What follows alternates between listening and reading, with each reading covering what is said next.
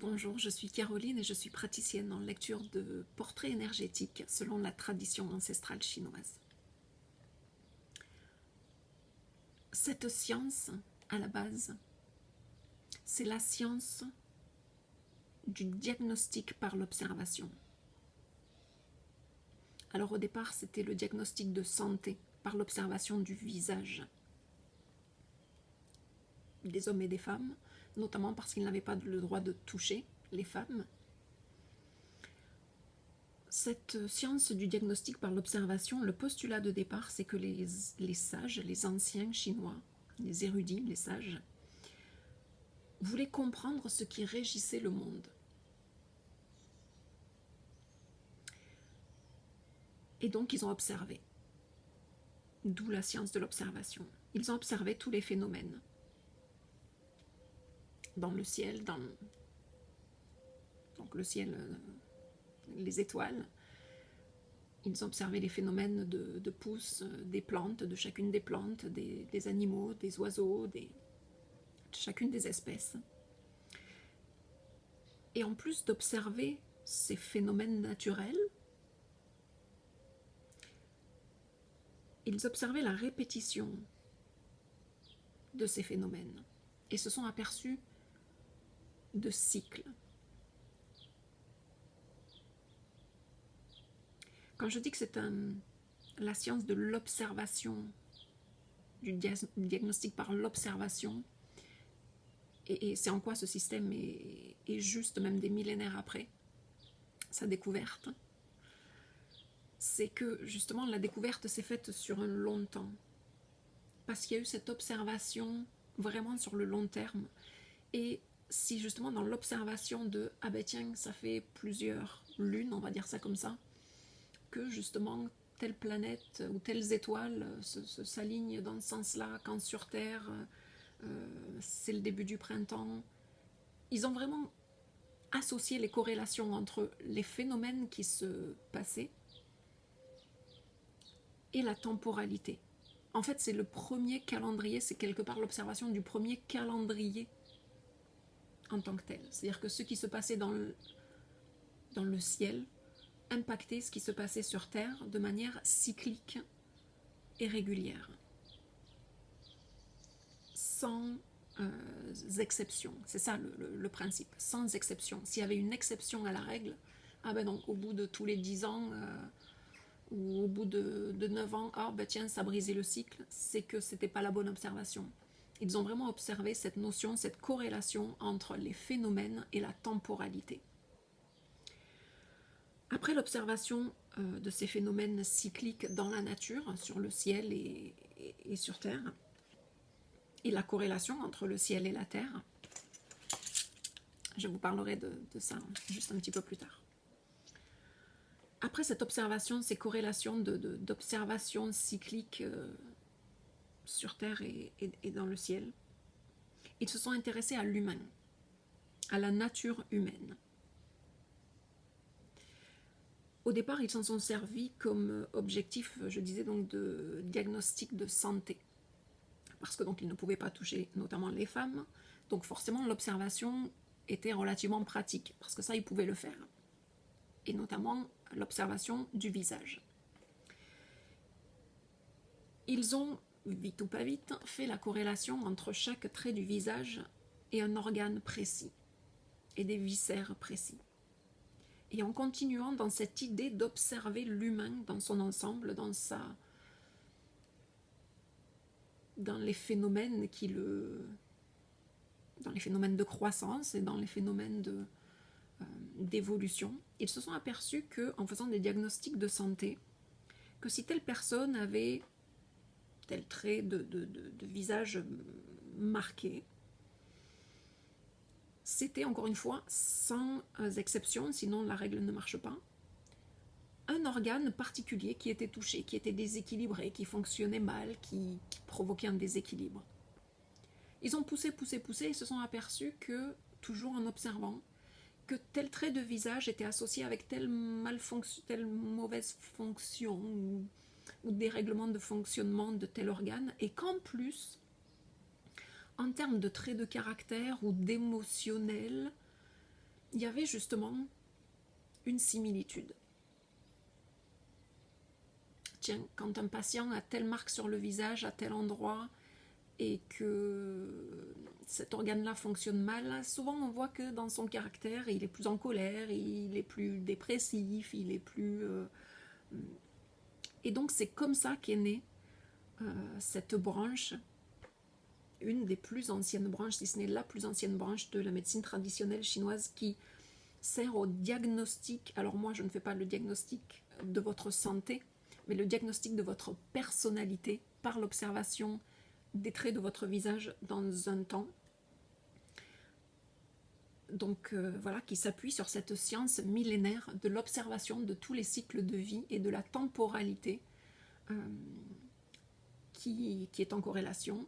Et donc moi, je m'intéresse donc forcément à l'humain et à l'observation non pas de votre santé. Encore une fois, je ne suis pas médecin, je n'ai pas fait d'études de médecine chinoise. J'utilise ce système millénaire qui, encore aujourd'hui, est d'une exactitude du fait justement que si il devait y avoir une exception dans « Ah ben non, telle personne qui a ce trait de visage, ok, c'est le bon organe qui est touché, mais c'est pas la bonne émotion », alors c'est qu'il devait y avoir un souci.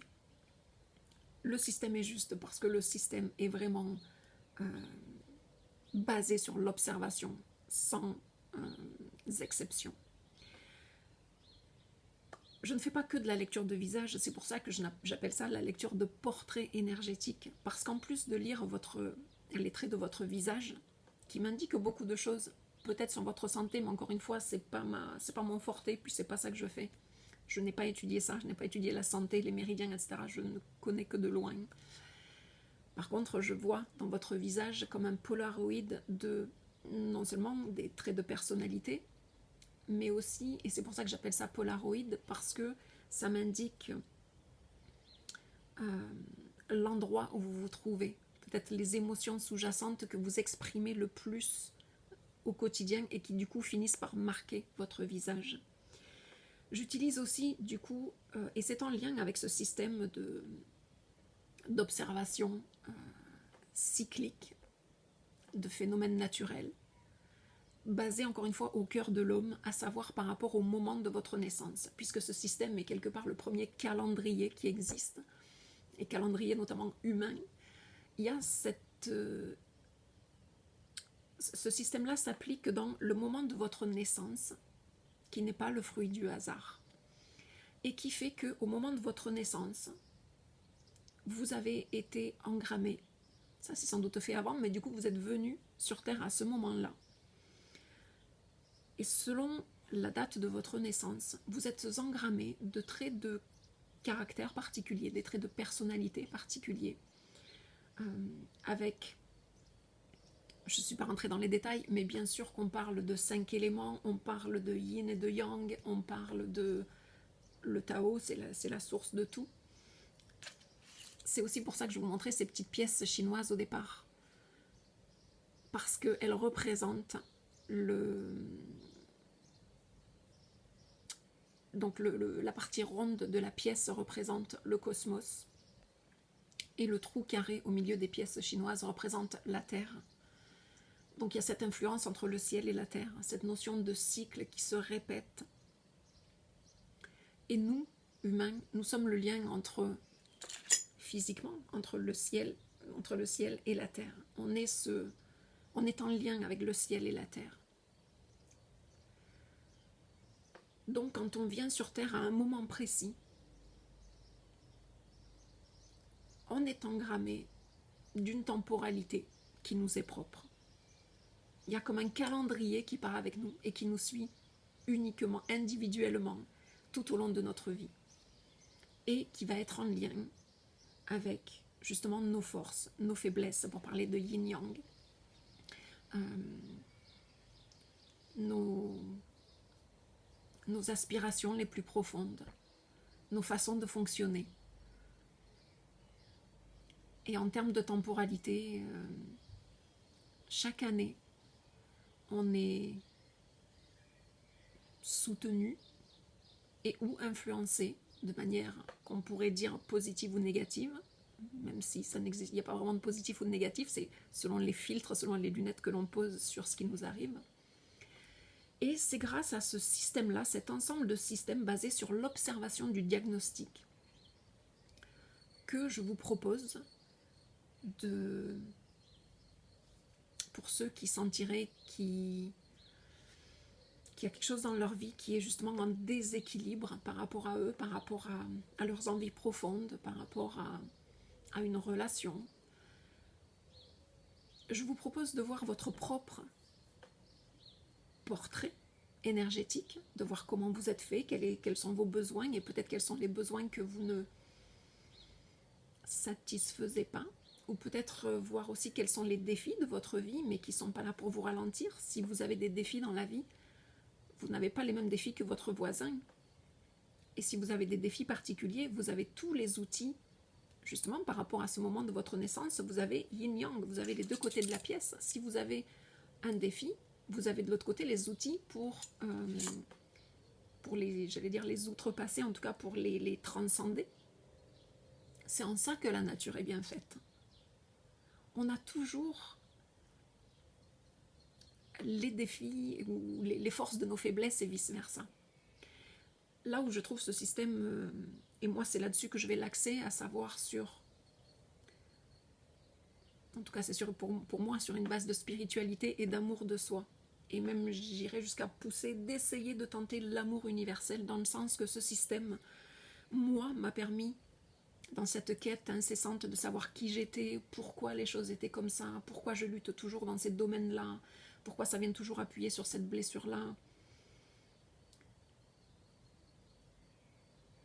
Et en même temps, ça ramène à s'aimer soi, s'accepter soi, quand on sait comment on est tricoté de l'intérieur, et que tout ceci a un sens par rapport à soi et par rapport au monde, qu'on a tous notre raison d'être et qu'elle est particulière, mais que la base, et je viens de voir 12-12 à l'écran, ça doit faire 12 minutes 12 secondes, cette notion de revenir à soi, c'est revenir à s'aimer soi. On vient sur Terre tel qu'on est, de manière avec notre recette unique, notre tricotage unique, de toutes nos petites forces et faiblesses et envies particulières. Et puis là, on est dans un environnement qui n'est pas dû au hasard et qui fait qu'on comprend très vite, enfant, inconsciemment, que pour être aimé ou accepté tel que l'on est, en tout cas, pour être aimé et accepté tel que l'on est, c'est entre guillemets, puisque justement pour être aimé et accepté, on comprend qu'il faudrait qu'on soit un peu moins flamboyant, ou un peu plus discret, ou un peu plus voilà, se tenir plus tranquille, alors qu'on a une nature plus il faut qu'on bouge, il faut qu'on voilà. Et donc en fait c'est comme ça que pour comprendre, on comprend que pour être aimé des nôtres, du groupe social dans lequel on est, il va falloir qu'on dévie tranquillement de qui on est. Et en fait le problème c'est qu'à force de dévier pour être aimé, puisque c'est la base de tout, on se dévie de notre nature unique. Et l'idée avec ce système, c'est d'aider tous ceux et celles qui se sentiront appelés, qui se sont dit je pense qu'à un moment donné j'ai un peu trop dévié et maintenant je comprends qu'il faut que je retourne à qui je suis, parce que si je ne suis pas heureuse dans ma vie, si je ne fais pas ce pourquoi je suis faite, si je n'utilise pas mes atouts, mes appétences, mes passions, eh bien je m'éteins. Et pour se servir soi et pour servir le monde, disons que pour servir le monde, il faut d'abord être plein de soi. C'est un système aussi que j'adore parce que donc il remet l'amour au centre de soi, il remet le fait de s'aimer soi d'abord, mais il permet aussi l'amour et la compassion de soi, avant toute chose, je n'insisterai jamais assez, mais aussi du coup il me permet de faire l'interprète entre un couple, il me permet de faire l'interprète entre une mère et son enfant, ou un père et son fils, ou un père et sa fille, ou entre deux amis où ça commence à plus trop aller. Vous avez chacun une recette qui vous est propre. Et la vie, tout est changement, tout le temps, tout est changement. La seule chose qui ne change pas, c'est que tout change en tout temps. Et donc, soit il peut y avoir des conflits par rapport à une temporalité et une évolution de chacun qui fait que du coup on ne se reconnaît plus. Mais il peut y avoir tout simplement un conflit de on ne se comprend pas. On ne voit pas les choses de la même manière, on ne se comprend pas. Ça doit être mon enfant, c'est moi qui ai enfanté cette personne-là. Je ne comprends pas d'où elle sort, d'où il sort. Mais c'est pas parce que c'est votre enfant qu'il est fait comme vous, là. Donc, en voyant chacun de vos traits de personnalité, je peux me faire l'interprète avec amour et bienveillance. Et le but, c'est que vous voyez de manière bienveillante entre vous.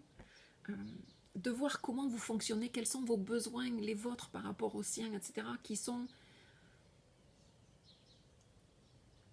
sans doute sous-jacents, ou peut-être que vous savez, mais peut-être que, et ce qui se passe aussi, c'est même plus que peut-être, c'est que comme chacun dévie plus ou moins de son origine pour être aimé, et bien du coup, on vit plus souvent sur notre face B que sur notre face A. J'allais dire on exude, je ne sais pas si c'est le bon mot, on exprime plus souvent par défaut nos mécanismes de défense, nos blessures, que nos belles qualités. Or, on est porteur, si on est porteur de telle blessure ou telle défense ou mécanisme de défense, on est forcément porteur de la qualité qui va bien avec, du pendant nourricier, du pendant bénéfique. Mais souvent on n'en a pas conscience, ou on pense qu'on ne mérite pas, ou souvent on pense qu'on a peur de ne pas y arriver dans la vie. Je pense que notre plus grande peur, ce serait et si ça marchait, et si j'y arrivais, et si tout ce temps-là j'avais marché à côté de mes pompes. Donc voilà, ce que je vous propose, c'est de retomber en amour avec vous-même, de retomber en amour avec vos proches, de mieux comprendre ce qui vous arrive et comment vous réagissez à ce qui vous arrive, et que rien n'est une fatalité, tout est inscrit en vous.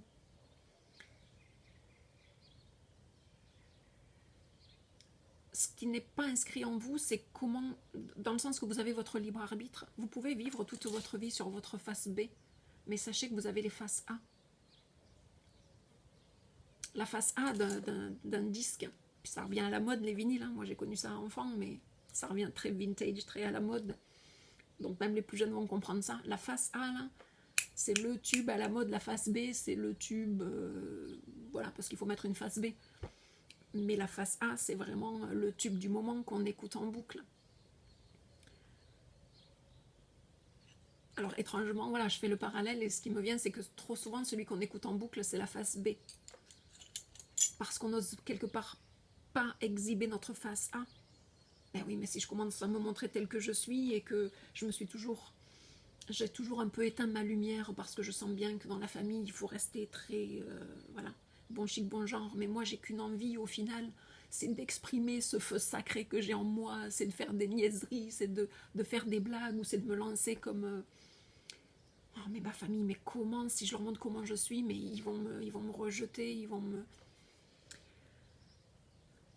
Vous vous faites bien trop d'histoires, vous vous inventez bien trop d'histoires, et si honnêtement la vie ne veut que votre bien, vous avez toutes les belles qualités en vous. Vous n'enlèverez pas vos travers ou vos défis de vie, ils seront toujours là, ça fait partie de la trame de votre vie. Par contre, quand de plus en plus vous allez utiliser votre face A, vos outils, vos qualités, vos prédispositions naturelles, la vie vous rappellera toujours vos leçons de vie. Mais vous n'êtes pas obligé de tomber dans le piège. Vous pouvez faire comprendre à la vie que vous avez compris, et que vous n'allez pas réagir en fonction de vos peurs et de vos blessures, mais que vous allez agir en votre âme et conscience, en mettant en avant vos belles qualités. J'espère que j'aurai été assez claire, et ça me fera plaisir de vous lire en toute bienveillance et sans aucun jugement. Je sais que tout ce qui peut être lecture de visage, les gens ont peur d'être jugés. Je ne juge pas si vous êtes à mon goût, pas à mon goût, si vous avez un gros nez, un petit nez. Par contre, ça peut m'indiquer beaucoup de choses sur vous et c'est en ça que ça m'est très très très utile. Je vous laisse là-dessus et qui sait, à la prochaine, ciao ciao.